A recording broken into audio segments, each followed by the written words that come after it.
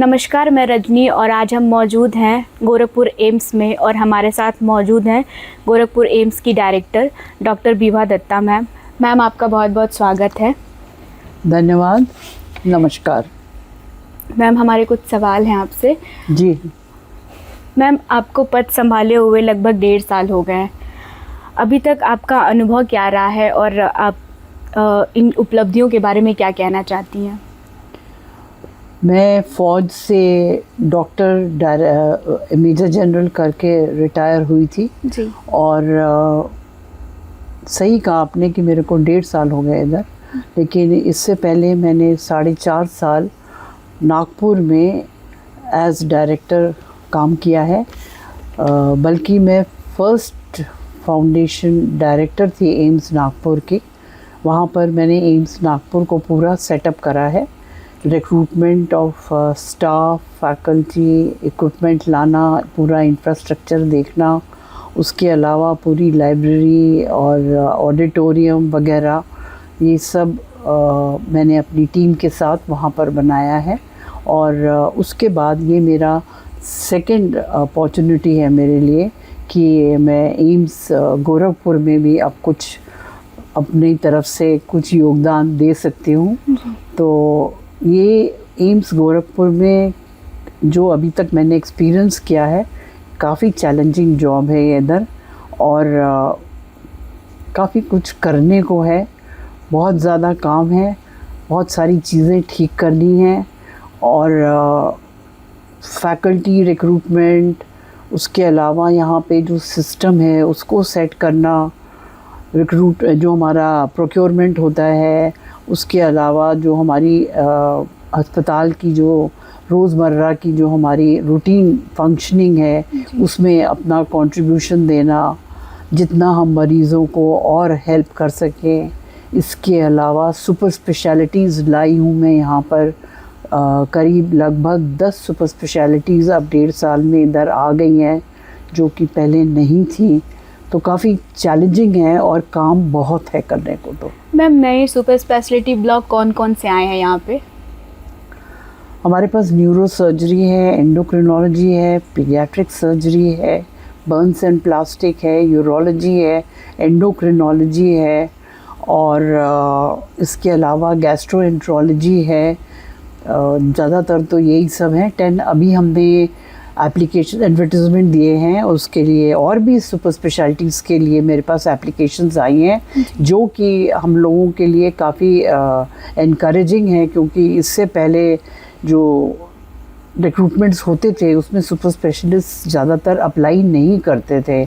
आज के दिन में जो मैंने देखा है, जैसे अभी जो हमारे पास एप्लीकेशंस आई हैं, सर्जिकल गैस्ट्रो में आई हैं, सर्जिकल ऑन्कोलॉजी में आई हैं, रेडियोलॉजी में आई हैं, कार्डियोलॉजी में आई हैं, तो ये सब हमारे लिए बहुत ही एनकरेजिंग है, और इससे हमें और हम मरीज़ों की और मदद कर पाएंगे, उनको यहाँ पर और सुविधाएं मिलेंगी। जी मैम, आने वाले 5 वर्षों में आप संस्थान को कहाँ देखना चाहती हैं? मतलब किस मुकाम पर पहुँचाना चाहती हैं? देखिए, ऐसा हो कि लोग कहें कि एम्स में क्वालिटी केयर मिलती है। ये एक मॉडल इंस्टीट्यूट है जहाँ पे अच्छा इलाज होता है और सस्ता होता है, गरीबों की सेवा हो, ईमानदारी से लोग काम करें, और लोगों को यहाँ से दिल्ली लखनऊ ना भागना पड़े।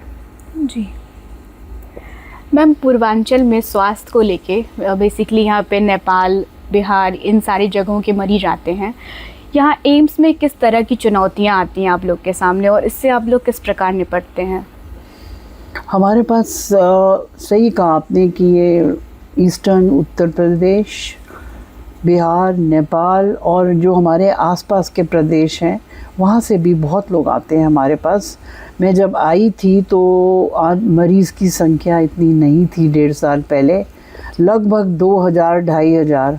आज के दिन में आप देखेंगी 4,500 से 5,000 लोग ओपीडी फुटफॉल है। एक डॉक्टर 200 मरीज़ों को देखता है। तो ये सब जो है ये दर्शाता है कि एम्स अच्छा काम कर रहा है, लोग यहाँ आना चाहते हैं, उनका इससे फ़ायदा हो रहा है और इम्प्रेस्ड हैं एम्स से। तो ये हमारे लिए एक तरीके से तसल्ली है कि मरीज़ यहाँ से हंसता हुआ वापस जाए।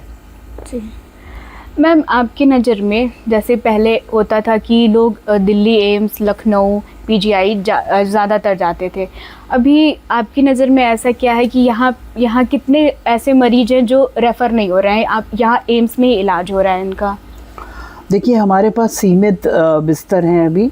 हमारे पास 750 बेड्स हैं, जिसमें लगभग 550-600 के बेड्स अभी ऑपरेट हो रहे हैं, और ये भी 80% भरे रहते हैं। इनफैक्ट आई शुड से 90% भरे रहते हैं। और रेफ़र करने की जहाँ तक बात है, तो जैसे हमारे पास कार्डियोलॉजी के पेशेंट्स फ़िलहाल अभी रेफ़र हो रहे हैं, और जहाँ तक होता है हम इलाज यहीं पर करते हैं। पूरी कोशिश रहती है कि हम यहीं पर करें, लेकिन कई बार इतनी भीड़ हो जाती है कि हमारे बेड्स फुल हो जाते हैं, तो फिर हमें दूसरी जगह भेजना पड़ता है। मैम, एम्स का जो एजुकेशन सिस्टम है वो बाकी जगह से आप इसको कैसे अलग देखती हैं, किस प्रकार से ये अलग है? हमारे यहाँ एम्स का जो सिस्टम है, हम लोग एम्स जो हैं, जितने भी एम्स हैं, ये सब ऑटोनॉमस इंस्टीट्यूट्स हैं, लेकिन हम लोग एक बेसलाइन रखते हैं जो कि एनएमसी का प्रोटोकॉल है, उसको ही फॉलो करते हैं। थोड़ा बहुत इधर उधर ऑल्टर कर लेते हैं, पर ज़्यादातर वही सिलेबस रहता है। और एक ये स्टैंडर्ड है जो मेंटेन करा जाता है हर एक एम्स में, और ये जो इस स्तर की पढ़ाई होती है कि ये वर्ल्ड क्लास लेवल पे आप कंपेयर कर सकते हैं। और यहाँ से जो स्टूडेंट्स निकलते हैं, वो उनको कहीं पर भी जॉब मिलने में या किसी भी और इंस्टीट्यूट में पीजी अगर करना है, तो एम्स के नाम पर ही उनको और फेवरेटिज्म या बोलिए कि उनका नाम ऊंचा होता है। जी मैम, आप लोगों ने जिन गाँवों को गोद लिया है उनके लिए आप क्या नया कर रहे हैं, और जो वहाँ पे बच्चे हैं उनके कुछ एजुकेशन के लिए आप लोग कोई प्लानिंग है आप लोगों की? हमारी जो कम्युनिटी मेडिसिन है, उन लोगों ने 4 गाँव को आसपास हम लोगों ने लिया हुआ है, और वहाँ पर हमारे डॉक्टर्स रोज़ जाते हैं, और वहाँ पे जो क्लिनिक्स हैं उसमें मरीज़ आते हैं, गाँव वालों को एजुकेशन दिया जाता है। और जो डिस्ट्रिक्ट या प्राइमरी हेल्थ सेंटर्स में यहाँ पर जो डॉक्टर्स हैं, उनको हम यहाँ पर बुलाते हैं इंस्टीट्यूट में, महीने में एक बार उनको ट्रेनिंग भी दी जाती है। और इसके अलावा कुछ अगर दवाइयों की मदद है या किसी और तरीके की मदद है, तो वो भी हम करते हैं। और बच्चों को पढ़ाने का जहाँ तक है वहाँ पे, तो ऐसे ही छोटा मोटा हेल्थ के कार्यक्रम हम ज़रूर करते हैं वहाँ पर। जी मैम, अभी एम्स में किन किन बिंदुओं पर रिसर्च वगैरह चल रहा है? रिसर्च देखिए, मेनली तो हमारे पास ज़्यादातर जो रिसर्च होते हैं वो कम्युनिटी रिलेटेड प्रॉब्लम्स पे ज़्यादा हैं। इसके अलावा कुछ कैंसर पे हैं, कुछ टीबी पे हैं, और कुछ अन्य बीमारियों पे हैं, जैसे कि स्किन डिजीज़ेस पर भी कुछ रिसर्च चल रहा है। इसके अलावा माइक्रोबायोलॉजी में ये लोग कर रहे हैं, कुछ वायरल डिजीज़ेस पर।